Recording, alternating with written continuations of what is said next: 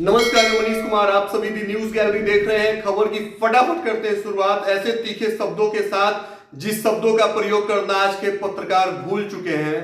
उनके अंदर हौसला और साहस नहीं बचा है। ऐसे शब्दों का प्रयोग करें राजनीति पार्टी के लिए, राजनेताओं के लिए, और जनता के सवालों को गर्मजोशी के साथ उठाएं। लेकिन हमारा इकबाल बुलंद है, डर किसी से नहीं है, इसीलिए हम ऐसे शब्दों का प्रयोग कर रहे हैं। सबसे पहले सवाल राजीव प्रताप रूढ़ी से। सभी लोगों को पता है, खास करके बिहार की जनता को, कि ये कौन है महाशय। सीधे सीधे इनसे पूछता हूं, क्या आपके अंदर शर्म है? क्या आपके अंदर नैतिकता बचा है? ये इसलिए इनसे पूछ रहे हैं क्योंकि इनके अंतरात्मा को अच्छे से पता है कि कितना बड़ा गुनाह इन्होंने किया है, कितना बड़ा विश्वासघात इन्होंने किया है। मेन स्ट्रीम मीडिया ये बात शायद न उठाए भी तो इतने तीखे शब्दों का प्रयोग ना करें, क्योंकि उनको इनके चरणों में, इनके आकाओं के चरणों में उनकी चरण वंदना करना है। इसीलिए उनके शब्द लड़खड़ा जाएंगे, उनके जुबान से ऐसे शब्द नहीं निकलेंगे। आपको अच्छे से पता है कि मैं क्या बोल रहा हूं। किशोर बोल रहा हूं, जोश खरोश के साथ बोल रहा हूं, होश हवास में बोल रहा हूं। आपके घर पे एम्बुलेंस पकड़ा जाता है, पप्पू यादव जी रेड मारते हैं, और सच पूछिए तो मैं अभी कहने में कोई शर्म नहीं आ रहा है कि बिहार के जितने भी नेता हैं वो सभी के सभी नेता कहलाने के योग्य नहीं है। अगर कोई एक है, अगर कोई एक जनप्रतिनिधि के रूप में बचा है तो सिर्फ एक पप्पू यादव बचा है। बाढ़ हो या कोरोना हो, पप्पू यादव ने हमेशा जनता के बीच में रहकर जनता की सेवा की है। यह और बात है कि पप्पू यादव जीत नहीं पाते क्योंकि हम सभी को पता है कि वो किस समुदाय से ताल्लुकात रखते हैं, और बिहार में जातिगत राजनीति और जातिगत राजनीति के समीकरण का क्या स्तर है, जातीय गोलबंदी कितना है राजनीति में, ये हम सबसे छुपा हुआ नहीं है। लेकिन आज सवाल सिर्फ राजीव प्रताप रूढ़ी से होगा कि आपके घर में एम्बुलेंस है, छुपा कर रखा हुआ है, आपको शर्म नहीं है, आपको लज्जा नहीं आ रही है कि आपके राज्य की जनता बदहाली में जी रहे हैं, तरफ तरफ कर मर रहे हैं, और आप खामोश तमाशा देख रहे हो। इसके बाद आप मीडिया के सामने आकर कहते हो कि एक राजनीतिक स्टंट है जो पप्पू यादव यहां आकर कर रहे हैं, आपको जरूरत है तो आप एम्बुलेंस यहां से लेकर के जाइए। ये सब कुछ पे विश्लेषण होगा। सबसे पहले आप स्क्रीन के ऊपर इस वीडियो को देखिए जहां पे पप्पू यादव ने रंगे हाथ कवर किए हुए एम्बुलेंस को पकड़ा।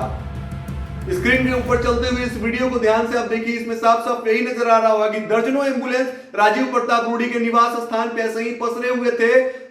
कोई भी इस पे कुछ कहने के लिए तैयार नहीं था। सूत्रों से आपको बताएं कि ऑफ द रिकॉर्ड हमने कुछ लोगों से बात करने की कोशिश की तो उन्होंने यही कहा वहां के लोगों ने कि सर ये पिछले 1 महीने से यहाँ पे है।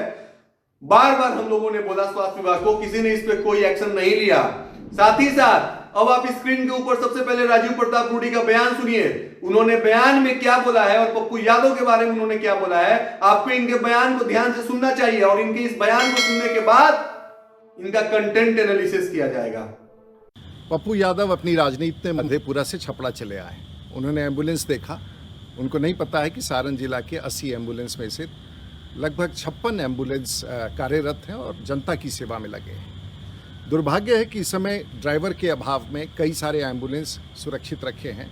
पप्पू यादव, आप सभी एम्बुलेंस ले जाइए, लेकिन सारण की जनता को ये कसम दे के जाइए कि सारण में बचे हुए सभी एम्बुलेंस पर आप ड्राइवर देंगे, ड्राइवर की व्यवस्था करेंगे और उसे संचालित करेंगे। राजनीति करना हो तो मधेपुरा में कीजिए। सारण की जनता इससे प्रभावित नहीं होने वाली है। तो आपने राजीव प्रताप रूढ़ी के बयान को सुना।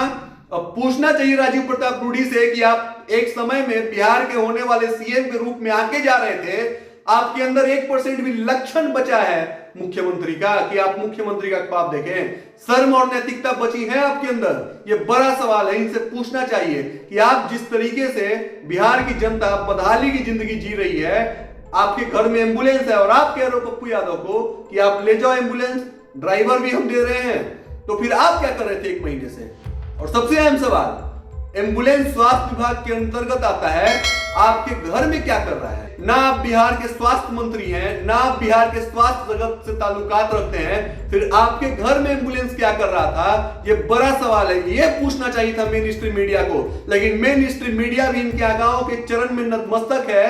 हलक से ये शब्द तक नहीं निकले कि ना आप बिहार के स्वास्थ्य मंत्री हैं, ना आप बिहार के स्वास्थ्य विभाग से ताल्लुकात रखते हैं, ना आप बिहार के स्वास्थ्य विभाग के कोई पदाधिकारी हैं, ना आप बिहार के स्वास्थ्य विभाग के चेयरमैन हैं, फिर आपके घर में एम्बुलेंस क्या कर रहा था? ना किसी ने यह सवाल पूछा, ना किसी के अंदर पूछने की हिम्मत बची है। यहां से मैं ये सवाल पूछ रहा हूं। और रही बात बीजेपी के प्रवक्ताओं की, संबित पात्र आज तक पे आकर के बोलता है कि राजीव प्रताप रूडी के घर में एम्बुलेंस है। जब उससे पूछा जाता है तो, और वो उल्टा वो ये पूछता है कि मैं पूछना चाहता हूं पप्पू यादव से कि आपके घर में इतने सारे वेंटिलेटर और कोविड के इंजेक्शन क्या कर रहे थे?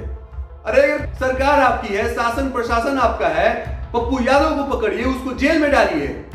लेकिन आप गलत हैं और उल्टा सवाल पूछ रहे हैं पप्पू यादव से, राजीव प्रताप रूडी के घर एम्बुलेंस क्या कर रहा है? आप सवाल का जवाब न देकर उल्टा सवाल पूछ रहे हो और उसके बाद मेन स्ट्रीम मीडिया आपको अपने स्टूडियो में बुला करके आपसे सवाल पूछ रही है। शर्म आना चाहिए संबित पात्रा को। जो ये शब्द निकल रहे हैं, ये आने वाले समय में हिंदुस्तान के आम जनता की सच्चाई है कि मैं तो यहां से बोल रहा हूं, वो दिन दूर नहीं है जब आम जनता हिंसक रूप लेकर के जितने भी पॉलिटिशियंस और ब्यूरोक्रेट्स बचे हैं उन पर हमला करेगी। मैं भड़का नहीं रहा हूं, मैं बढ़ावा नहीं दे रहा हूं, लेकिन ये मैं आपको हकीकत बता रहा हूं कि आने वाले समय में हिंदुस्तान की गुलिस्ता में ऐसा उछाल आएगा, ऊंट ईश्वर करवट लेगा कि माहौल हिंसक नजर आएगा। इस बात को आप ध्यान रखिएगा। तो आज की इस स्पेशल से बस इतना ही। अगर हमारा बुलेटिन आपको अच्छा लगे तो इसे लाइक, शेयर, सब्सक्राइब, कमेंट जरूर करिए। धन्यवाद।